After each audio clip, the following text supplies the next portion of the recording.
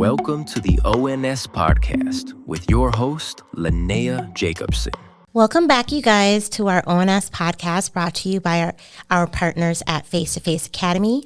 ONS stands for Office of Neighborhood Safety. I'm your host, Linnea Jacobson, and I am a member of the ONS team.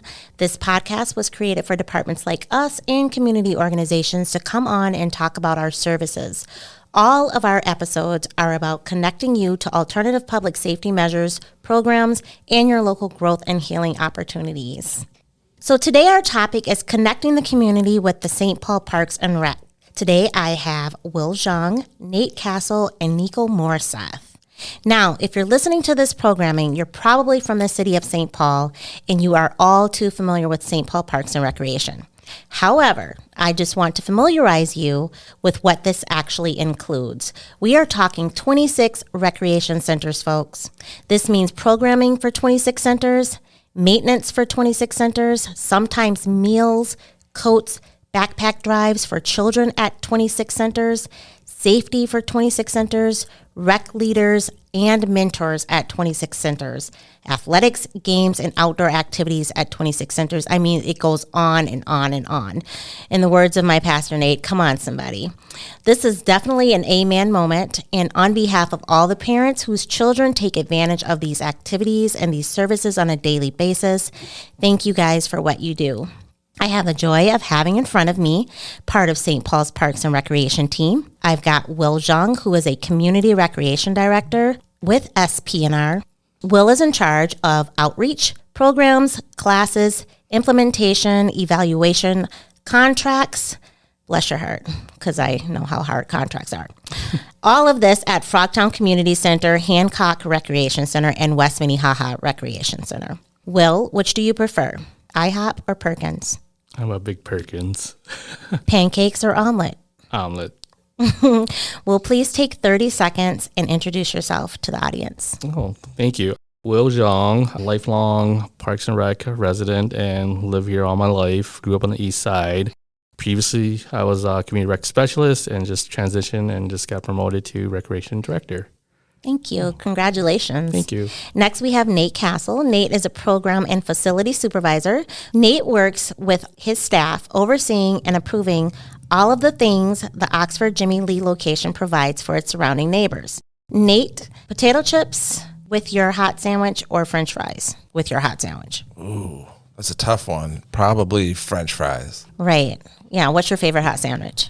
Got to go with a Philly. Okay. Yeah. With the cheese whiz. I never could understand why they give you the option of potato chips with your hot sandwich. That doesn't make any sense to me. Right. Like your taste buds don't, I don't get it. So Nate, wrap up your background in 30 seconds for our audience, please. For sure. Thanks for having me. I've been working with Parks and Rec now for about 8 years. I've been doing youth work in St. Paul for almost 20 years. I started working at Wilder on the east side, just down the road from here. Worked with the citywide team with St. Paul Parks and Rec, and now am one of the leadership roles at Oxford Community Center, the best rec center in St. Paul. Nice to have you. Thank you. Last but not least, we have Nico Morseth, who is the Right Track Youth Engagement and Program Specialist. And in Nico's role, he does exactly what his title is. He focuses on youth, community engagement, and career development training. Interesting story, Nico actually started off with the city of St. Paul as a Right Track intern in 2014 and has been rocking with us ever since. Nico, I'm going to ask you a question that is exclusive to Minnesotans, okay? Are you a shorts in the spring as soon as it hits 65 degrees type of person? Or are you a I can't wait to bust out my hoodie sort of guy in the fall as soon as it hits 65 degrees? My favorite attire is shorts and the hoodie, but like if it's too cold, like that winter to spring is still like you're excited for it, so like it's better. But fall, like it's getting cold out there. I gotta bundle up jeans, sweaters, all that good stuff. So you just combine the two things that I asked you, the hoodie and the shirt. Literally. Yeah. Okay. Welcome, Nico. Tell us what you love about working with St. Paul Parks and Recs and why you stayed. Yeah, so like I've been using the Parks and Rec for a long time, since like I was 6 years old. There's probably more time where I wasn't at a rec center. or less time when I wasn't at a rec center than I was. I was hooping, then I was working, then I've just been, now it's my career and I really enjoy it. This is my community. Well, thanks for staying with us. So this question is for each of you guys. Did you participate in rec services when you were a youth? Will, why don't you go first?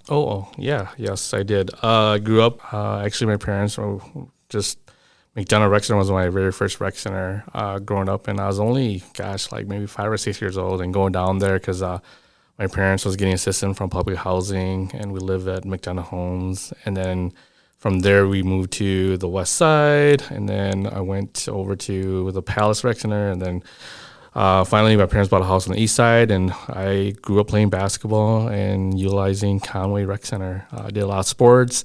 First time learning how to ice skate, joined and did the whole junior royalty, went to a lot of dances, a lot of lock-ins, a lot of just all different programs and classes. It was really neat. I remember the lock-ins. Nate, what about you?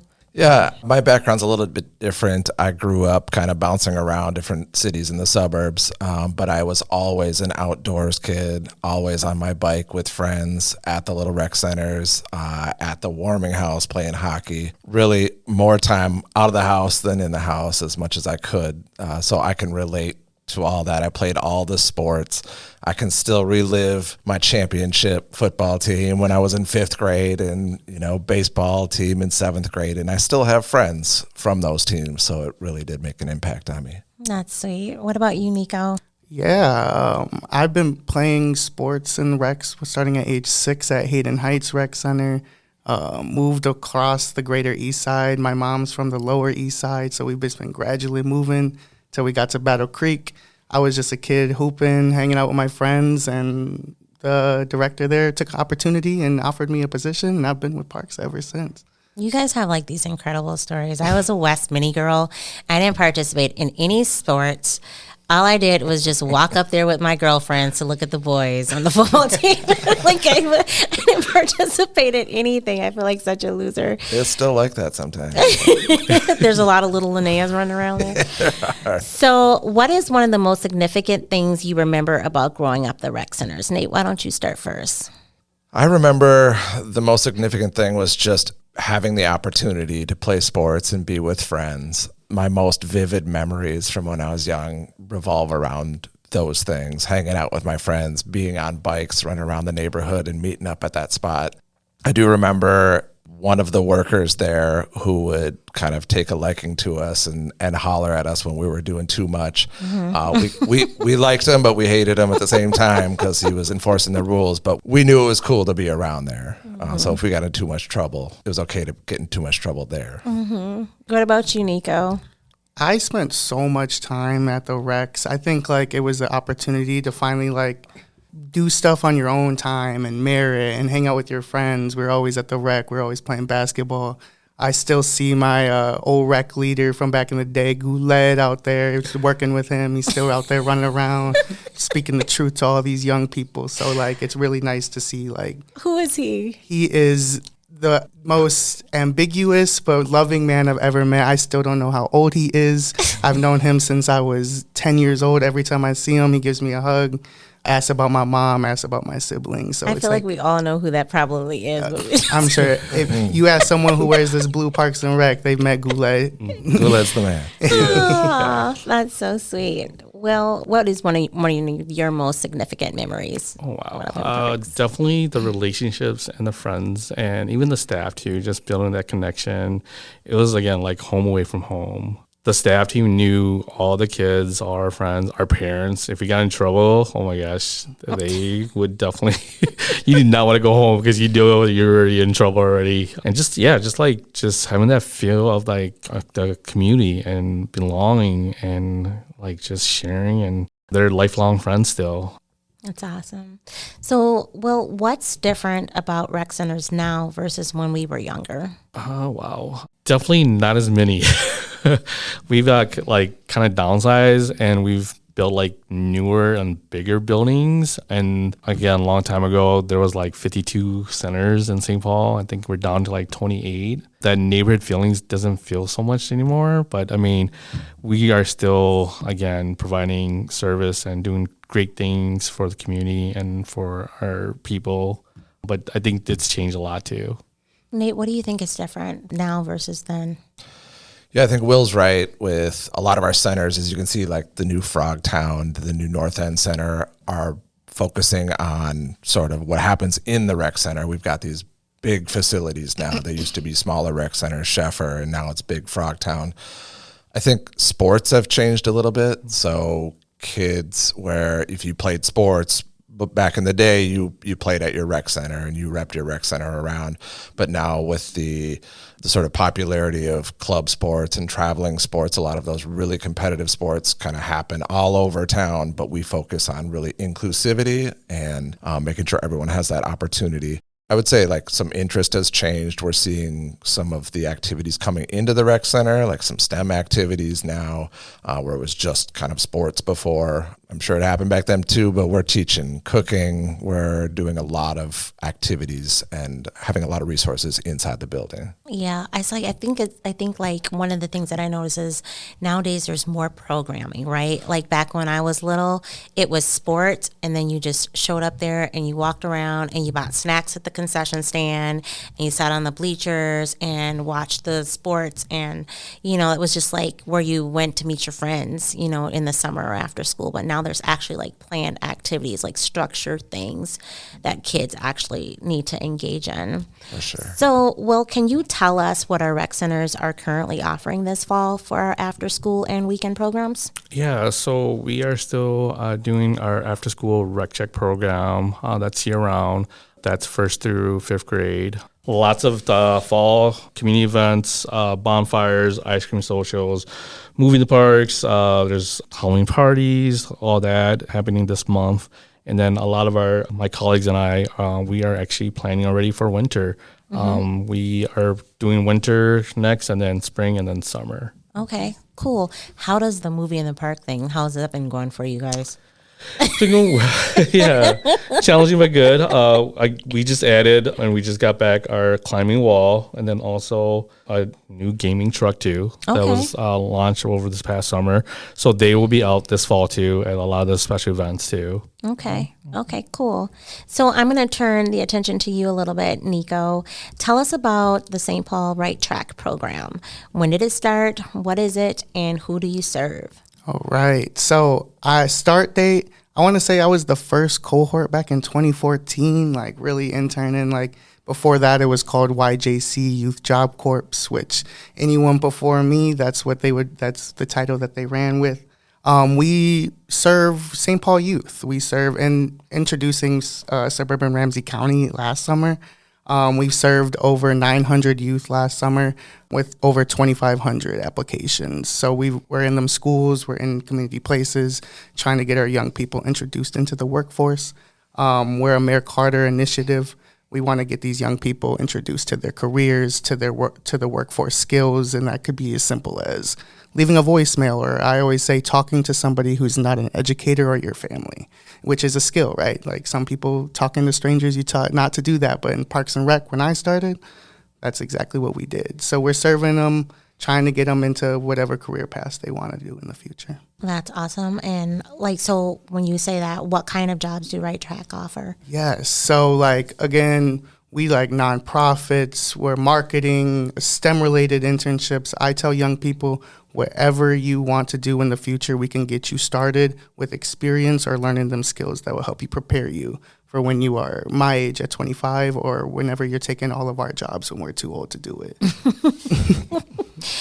Yeah, like my son wants to be a marine biologist, and he's in his senior year, and he's got these plans to go west or go east, right? He wants to go to Seattle, or he wants to go, to Virginia. He wants to go, just to do his marine biologist.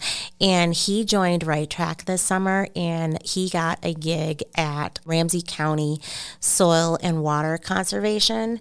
And oh my gosh, that boy, he just absolutely loved it. Like, it just like blew his mind because he's thinking he's got to go east or west to be able to accomplish what he wants to do. But with this internship with Ramsey County, he got a chance to like do all the things that he would be doing on ocean animals or mammals, right? With like fish and turtle and surveying the lakes and, you know, doing testing and on all of this, like the soil but you know, just getting to the bottom of like this mystery growth, right? He was in his element and he made some great contacts, and he is just like, he's ready. Like, he's starting to think like, maybe I can stay here in Minnesota. Maybe I can establish my career path here in St. Paul or Ramsey County. So when I tell you guys that Right Track is the stuff, it is the stuff. So Nico, tell us about the outcomes. Like, what is your typical success story, and can Right Track help youth with employment throughout the school year? Yes. So I always say I'm an outcome. We have 8 out of the 11 full-time staff on our team who were YJC or Right Track interns themselves. A lot of us are from St. Paul. We love our communities. A lot of our young people, I want to say like 97% said that they met an adult that they can use as a reference. So like that you're meeting some people that in your networking and creating that professional network that's so important. I love to shout out our demographics. Our demographics look like St. Paul and the young people that we want to serve. 85% of our young people identify as BIPOC. It's very inspirational to see all of these young people and where they go. We've had young people go across to California and go to Stanford and accomplish things that they didn't really think that they even wanted to do. And it's really amazing to watch. Will, why do you think these programs through St. Paul's Park and Rec Centers are so important and have such an impact on the growth and the health of our community? Wow. It's vital and super important just because we bridge and we teach and we build confidence, and families come in, and again, like even like school days, kids are at school all day and they come to the rec center and they're just bouncing. They just want to like release stress, and it really provides them like an outlet to like really express themselves. A lot of our pro classes sports, we teach the fundamentals, the basic, expose them to all these different new things, from youth sports to programs, classes, families. We just give so much resource to families and to youth and teens, and not just now the active seniors too and active adults too. We have programs for them too. That's a great segue into my next question, Nate. How do you think rec centers play a role in reducing stress levels, reducing violence, and promoting unity? Right. Like Will said, I think this is such an important question, and Parks and Rec plays such a vital role in both the physical and mental health of the community. One, we provide spaces for the community to come together and just to gather, and that in itself gains unity within the community. So that's super important. And I can use an example. There's probably so many examples, but one project that's near and dear to me was the soapbox derby that we sort of started up. We got like 10 rec centers involved. It required the inclusion of a bunch of volunteers, so the community came out to build soapbox cars with the kids, so they're learning how to use tools. We're building community because the older folks are coming out and engaging with the younger people, which is always good too. And we sort of, in the spirit of togetherness, we battled against each other to find the fastest car. And this last year, we brought our friends from across the river from Minneapolis. So we're bridging more than just the river with some of that programming. But I think even like that's a measurable outcome, right? We did this thing, we had this many kids, we had this many volunteers, but I think more importantly, what happens in our rec centers is the way our staff interact with young people. So rec centers are for young people, right? The vast majority of people that come in and out of our buildings are young people. We become a space where staff are building relationships with young kids. They are listening to kids. Our staff, our frontline staff, community rec leaders are often acting as counselors, as therapists, as listeners, as confidants. And just the nature of our work is we have families. We see kids every day, in and out all days. When I was at Wilder, I had a young baby at home, and there were I could probably name 15 kids that came to the rec center that I spent more time with throughout the work week. So we were family. We ate together. We became close by building those relationships, and so by proxy we became aunties and uncles, and that work I think is super important, because that's sort of immeasurable unless you have someone who comes up and grows up and goes, hey, remember when you used to holler at me at the rec center, and thank you so much. Like, you hear that very seldomly, but like our staff are planting so many seeds with young people that I think, even though sometimes we'll see and that we've lost a young person that came to our rec center to violence or to the criminal justice system, there's probably so many that we've changed the pathway for just by creating those relationships. Amen. Nico, what are your goals for our city through St. Paul Parks and Rec programs? All right. I wholeheartedly believe that the rec centers play such a vital role in all the programming, including Right Track, helps give the young people and community members a place to vent, a place to feel free, a place to learn with each other. There's not too many natural systems we have where we are coming together and having conversations and having fun as well. Our young people are having so much fun there. In terms of Right Track, I hope that one day again, I'm 65 and all of those kids are in the positions we're in right now and rocking it and finding new ways to grow and be better at those things. And Will, what are your goals for our city through St. Paul Parks and Rec programs? Pretty much the same too, and just providing and making sure that we provide diverse programs and outreach and safe space and building that connection, that relationship, really empowering our youth and our families. And Nate, same thing. What are your goals? Yeah, I have probably the same goal every year. It's just a vibrant, super busy rec center where everyone's happy and having fun. Like nothing's more fun than that. Beyond that, for this year, I'm hoping to get baseball started up. We're working with our partner organization, JK Movement. We're going to try and get baseball started up and going at Oxford again. Okay. We've got a Hall of Famer that came through there, so let's find another one. That's right. And there you have it, you guys. St. Paul citizens are out here working really hard to rehabilitate, intervene, and rebuild safer neighborhoods. Again, this podcast is about being able to connect with you on alternative public safety matters, programs, and your local growth and healing opportunities. If you'd like to learn more about the City of St. Paul's park and recreation facilities, please visit stpaul.gov/residents/live-St.-Paul/neighborhoods. And for more information about the Office of Neighborhood Safety or joining the NSCC, check us out at stpaul.gov/departments/neighborhood-safety.